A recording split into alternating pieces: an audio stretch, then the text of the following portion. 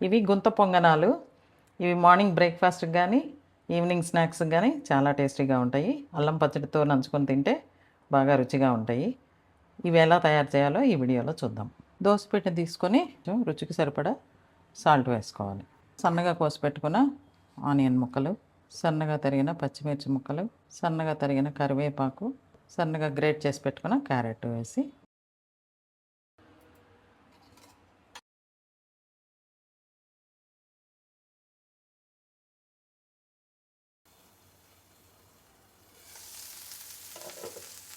ఇప్పుడు వీటిని రెండో వైపు తిప్పుకోవాలి.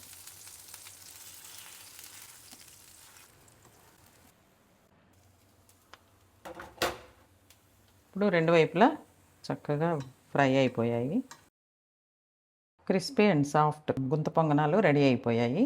ఈ వీడియో మీకు నచ్చినట్లయితే లైక్ చేయండి, షేర్ చేయండి మరియు సబ్స్క్రైబ్ చేయండి. Thank you.